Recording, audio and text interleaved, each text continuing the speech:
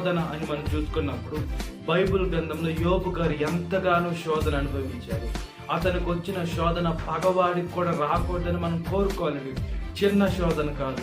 మనం ఒక బిడ్డ చనిపోతేనే తట్టుకోలేము. అలాంటిది ఆయన బిడ్డలందరూ 10 మంది బిడ్డలు చనిపోయారు. ఆస్తంతా కోల్పోయింది.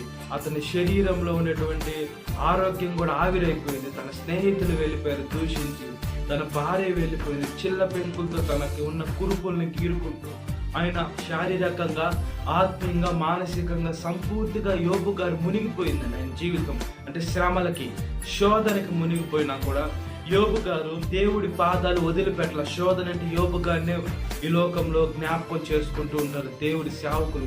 అంటే ఆయనకు అంత గొప్ప శోధనలు వచ్చాయి. మనకి శోధనలు చిన్న ఏదైనా బలహీనత, మనం చేసిన పొరపాట్ల ద్వారానే మనకు వచ్చినా కూడా దేవుడు నాకెందుకు ఇలా చేశాను, దేవుడికి ఎదురు తిరిగేటువంటి బిడలుగా ఉంటే ప్రయోజనం ఉండదండి. యోబు గారు ఏ తప్పు చేయలా. దేవుడు పరిశోధించాడు. ఆ పరిశోధనకి యోబు గారు నెగ్గారు కాబట్టి యోబు గారిని దేవుడు 2 అంతలుగా ఆశీర్వదించారు. మనల్ని కూడా ఆశీర్వదిస్తారు.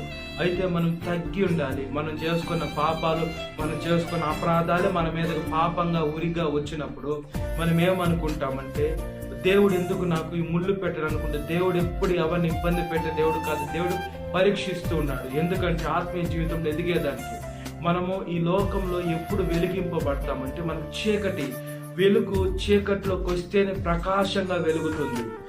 మనకి వెలుగులోకి వస్తే వెలుగేస్తే మనకు అంతగా కనిపించదు. చీకట్లోనే ప్రకాశంగా వెలుగుతుంది. ఈ లోకంలో శ్రమలన్నీ మనకి ఎక్కువ మిక్కిలి అధికంగా అయితేనే మనం ప్రకాశవంతంగా ఎదుగుతాం. కాబట్టి మనల్ని మనం తగ్గించుకొని దేవుని మార్గంలో మనము శోధనని జయించినట్లుగా ప్రార్థన